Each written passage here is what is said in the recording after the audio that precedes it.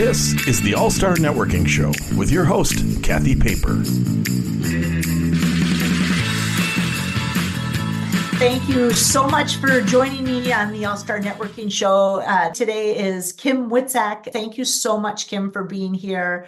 I would love if you would just tell the listeners a little bit about what you're up to, what you're doing. You and I go back to our Fallon McGilliott advertising days, but then we reconnected around some of your work, and you've just got such a rich background. I'm super psyched to have you on today's show. Oh, well, thanks for having me. It's really fun to be back and doing like the full circle, because I think you and I go back to, and it's part of, my introduction is, living my life. I like to call myself the accidental advocate. I was having happily married, living, my best life, traveling the world, working in advertising. And however, on August 6, 2003, over 20 years ago, I got a call from my dad that changed the trajectory of my life. My dad called to tell me that my husband of 10 years was found dead at age 37. And literally I was out of town on an advertising shoot when I got that call. And in 1 second, boom, the life that I knew and loved changed forever. And, my husband's death, he was found hanging, which he died of suicide, which made no sense to me, because this guy loved life. He didn't have a history of depression. He wasn't depressed, but he had just started his dream job with a startup company a couple months prior and was having trouble sleeping. And he went into the doctor, which is no different than what a lot of us do.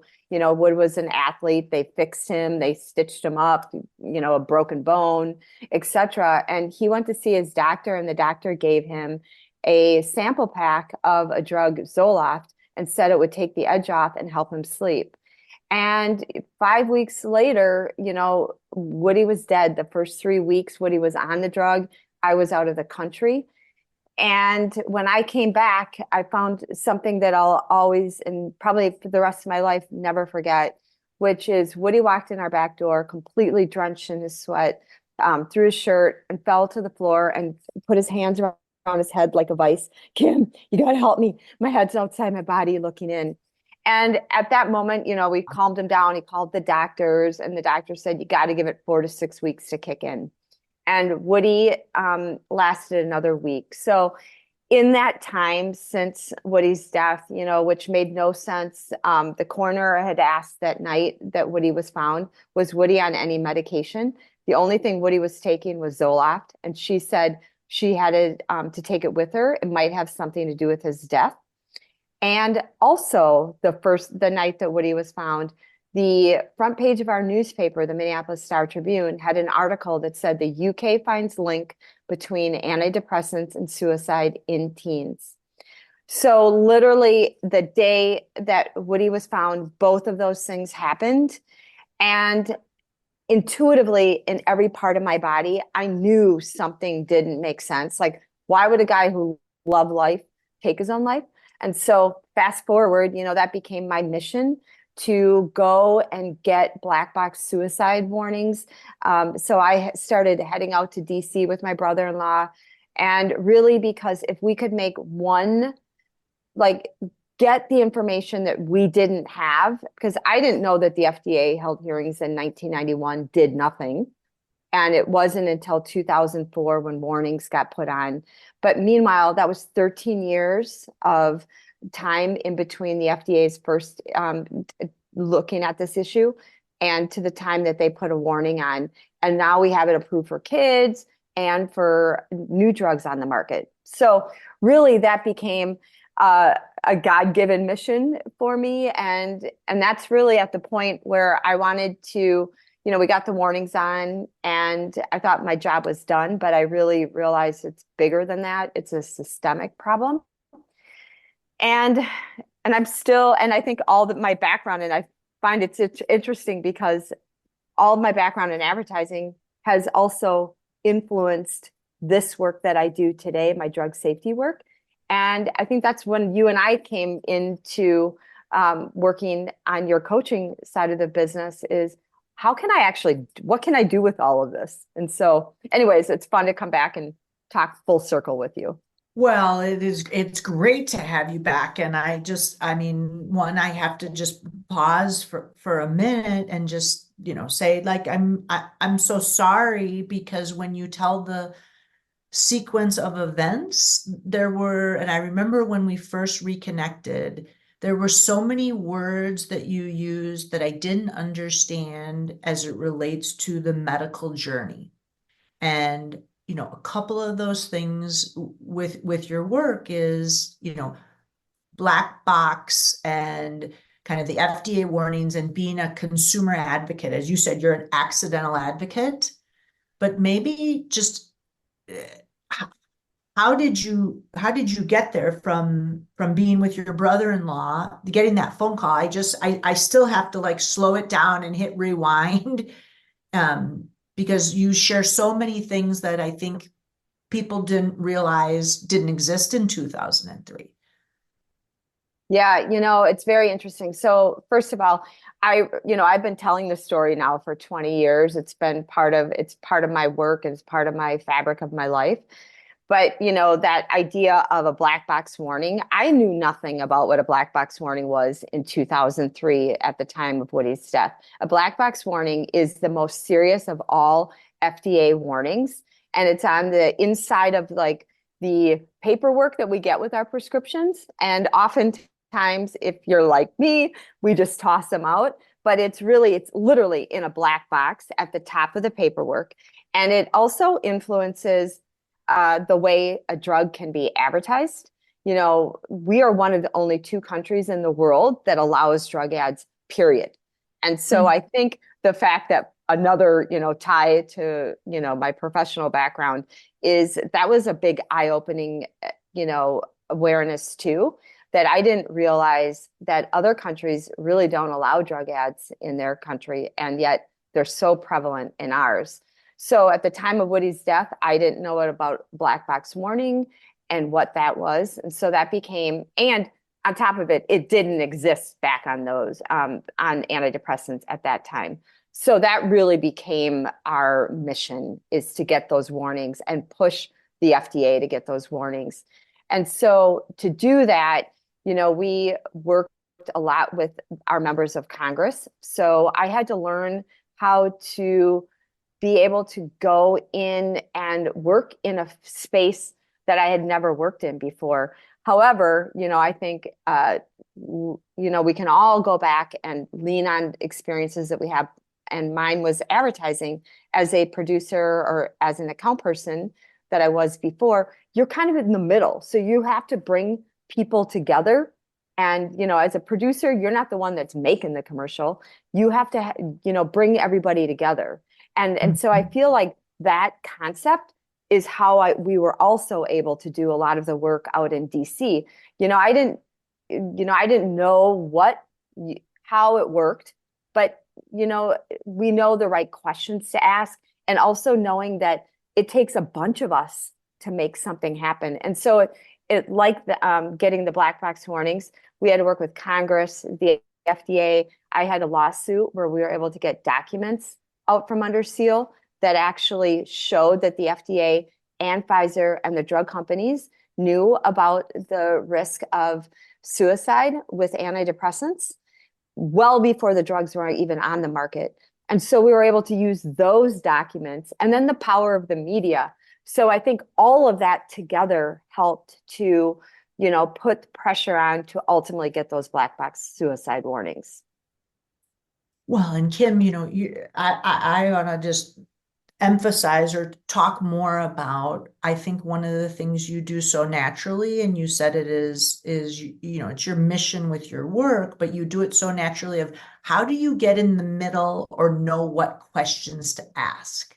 Like maybe help people understand a little bit, you prepare so much, or just break it down just a little bit for people that are passionate about a cause and looking to make some connections, and not just passionate about a cause, passionate about your career or anything. We need other people. And just that phrase, I think that's your superpower of getting in the middle and aligning people. Oh, thanks. So I do think it's funny because that is what an account person does, right? You're in the middle of the hub and a producer's in the middle of the hub. And I feel like this role that I played was in the middle of the hub, which is this ability to see how it's all connected and that it's not just one person. I would go to a lot of these academic conferences when I was trying to understand the issues. So I think that's part of it is learning and asking questions or being curious, right? Curious about whatever the issue is, or if it's a topic, is go and ask and do a 360-degree review. Like, what are the pros, the cons, who's for it, who's against it, what are the issues? And so I think when you get a full 360-degree understanding of something, you can actually then figure out, oh, who are the players? And one of the questions, who are the players that can actually help move an agenda forward, whether it's in a career or a project you're working on at business, or, taking on an issue like this. I knew, again, like I go back, I didn't know anything about any of this, like how the FDA worked, drug companies, antidepressants. I knew nothing, but I had enough background to ask questions and to understand the good, the bad, the ugly, what are the issues? You can kind of watch it and also asking, where's the tension? Because the tension is actually where the issue kind of lives. And so that's really what I did. And then connecting the dots and figuring out who are all the players, and also finding that there's a common thread that exists between everybody, right? So I think back to, using my advertising role as an account or as a producer, the client has just as important part of of our project as the director who might be shooting it, as the creative, as the somebody in accounting who's paying the bills so that we can make sure that the project happens, right? So it's this idea and a belief system that we all have a part and a responsibility and a role. And so how do you engage all those people that have different roles into a project, with each knowing that somebody might come from a different point of view, but how do you find that common thread that can actually move something forward? Yeah, I'm making a note here, because to engage all those people and get the common thread, as well as your curiosity, I'm looking on your LinkedIn, and you were the first, was it the consumer person on the FDA board, or you tell a little bit more about your role, because you've been very successful being this quote accidental advocate. Oh, so today, which, in 1991, the FDA held a hearing, and everyone on that committee at that time said nope, they all took ties from, they all had financial ties with the drug company. And they all said, nope, we don't see anything. Well, today I sit on that same committee. So I take my role super serious, which is about safety. And so when I sit on that role, I have skin in the game, meaning I have skin in the game that it matters to me, safety for other people. But I don't have a financial skin in the game, meaning I can say, and I'm not being self-censored because I have to worry about, where the monies are coming from if I'm an academic from a university, knowing that my financial, how I make my living might be impacted by this decision. So that gives me a sense of freedom, is that I don't have a financial skin in the game.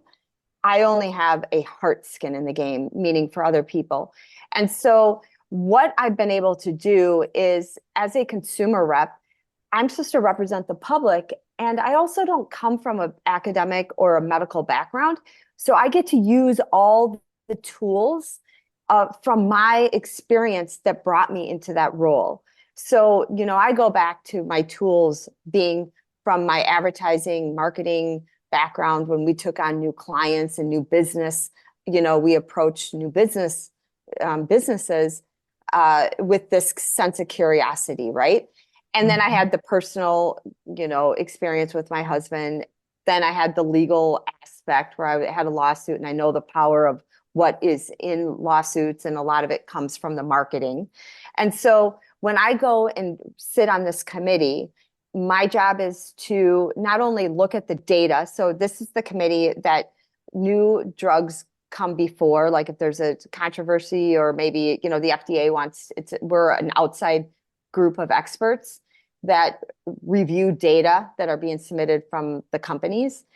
But I get to ask questions, and I love that, because for me, it's not just the questions that are in this, the data that's being, submitted to the FDA.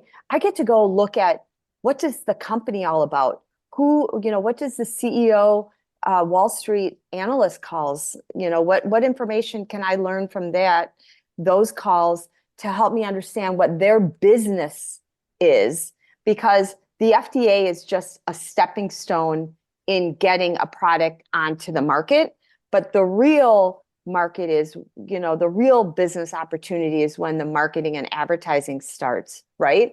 And so knowing that the FDA and this experience is really about getting it approved. So you're going to always put the best data forward. You're going to put, how many times have we done this in advertising when we're trying to do market research? We know the questions. We know that it's all about what questions you start with and put with the consumers, right, for any research. So of course, if this is their business, they're going to put their best foot forward, and the data is going to show that it works and certainly not going to harm. So anyways, I use all of that. I call it a cocktail of, experiences, and I use that in my role as consumer representative. That's great. It's great. But how do you're again, I think you're very savvy at playing all these markets and different people. And you said you're not an academic, you're not medical, but you're right in there in some really important work. How do you get people comfortable to let you ask questions, or maybe speak to how you build that rapport with people, if you've thought about it? Sure. I think one thing, because again, I'm not an academic, but I showed up. I was at places where they were, right? So I would go to these conferences, and I would go to learn. I also feel like a lot of times, because, I would see it as like they're the experts at the front of the room and I'd be in the room. But really where conversations happen is at like breaks. It's at the lunch hour. It is during the cocktails afterwards, where you actually got to go and just talk to people as people. And I think instead of giving them the power of like, oh, they're in the white coat, meaning they're a doctor, or they've got the PhD, JD, all the letter alphabet soup behind them, that I would actually just go talk to them as people, because you know what? They're interested in life too. And we kind of sometimes forget that when we're doing it. But first and foremost, I think I got myself in the room where these people were.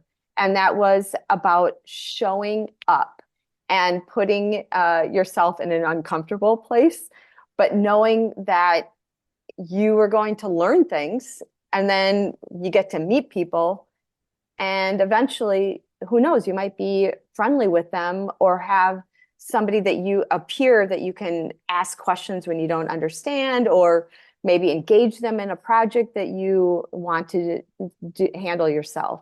So yes. Oh, I love that, of talking to them as people, or where the conversation happens at break and the lunch hour and happy hour. When I worked at Best Buy, there was a senior level man that used to say, he traveled a lot for what he did, but he would say, not enough hall time. He'd always go, not enough hall time, not enough hall time. And I was like, what are you talking about? And he's like, I need to walk the hallway to be able to talk to people. And of course, since the pandemic and work from home, I would punctuate for people listening that you showed up at the conferences and get in the room and go to learn. Just some great ways of reinforcing that curiosity. You said, though, sort of get in that uncomfortable place. Are you really uncomfortable the whole time, or just that opening moment, or you just, again, seem such a natural person that connects other people and is that bridge builder? Speak to that uncomfortable part, because I always say that from the survey, 72% of people cannot stand networking. So how did you get over that uncomfortable part? I would say, I think you just have to do it regardless. Even last week, I went to a conference that was something more like for my own self-improvement kind of conference. And I walk into this VIP night and I knew nobody. And I was looking for somebody. And there was a part of me that I had this little bit of anxiety of going. And what was interesting is this person, there was no alcohol. And so I realized that the tool of like, oh, I'll just go to a bar and get a drink because it makes me, makes me at least feel like I'm holding something. You didn't have that. And so I actually had to go and just awkwardly start talking to somebody. And we both talked about that whole idea of being awkward and still having that little bit of fear. And I think it doesn't mean it isn't there. It's about showing up and doing it in the face of it. And you know what? If you're awkward and you feel like you're awkward, I can guarantee you somebody else is feeling that same way. And so we look at people who we think like, oh, they got it all together. They seem super comfortable. You have no idea what's going on inside. I have come to realize that because I hear it about myself. And as I was mentioning before we had this call, I woke up this morning with a really kind of I call it the roommate in the head, all the negative things that are going through your head, the ego, that I was like, okay, nope, you're going to have to fight it. You're going to have to go get out of that space. So I think there's some being legitimately honest with ourselves and looking in the mirror and honoring, yep, I am a little nervous, but I'm going to still do it anyway. Yes. Yes. Oh, you're so awesome and strong. Which is why I looked at and saw that you are an aerialist. Can we talk about that network of one of your other, how did that come about, or is it a hobby and a passion, or Sure. Because you were just featured on the news as well, right? I was, but I will say that it actually is my good friend. She's a psychologist by day, and she's used to working in the mental health space. And when her dad and brother both passed away within 6 months of each other, she goes, I don't even know how to handle this, right? Meaning I deal with this all the time. So she got into her, she started doing aerial art, yoga, and then one thing led to the next. And then she created something called the Circus for the Brokenhearted. And in that was this idea of grief lives in our body, right? And I saw that a long time ago, is that grief gets trapped, emotions get trapped in our body, and that we are not just, oh, you got to talk about something. Sometimes you got to move your body. And that means physically moving it, and whether it's some kind of workout. And in that time, so my friend Sherry said, I think you might like to try this trapeze. And I was like, and I could see every part of my head saying, nope, you don't do this. You're not athletic. You could hear the thoughts. Right. I'm like, nope, you're going to get up there. I'm lucky that I am not afraid of heights, but I get up there. But every single thing that went through my head, it was fascinating, because you had to trust the people on the bottom that were going to help guide you, right? And then you had to listen, and you had to deal with the fear. And then all of a sudden you did it, you got done, and you're like, oh my gosh, I just did that. And so through that, there's confidence that comes when you do the hard things and things that you don't think you can do. But sometimes if it wasn't for my friend who said, I bet you can do it. And so to me, it also tells me that it's important to have people who push you because they see that you can be more than what you are. And that's exactly what she did for me, is she said, I bet you can do it. And so she believed in me. And then I did it. And then when you do it, you find yourself like, oh, I guess I can do it. And there's some confidence that comes with it. No, I wrote that one down. So for anybody listening, I punctuated that, or I'll put that in the show notes. Is you said through doing those things, the confidence comes when you go through the hard things. And really powerful. And then important to have people that push you, or somebody that said, I bet you can do that. And good for you for doing that, and for showing up in all these places. Where do people find out more about you, or if they want to hire you as a speaker or a drug safety advocate? How do they connect with you? What's the best way? Sure. Well, I have my website, kimwitczak.com. You can also find me on LinkedIn.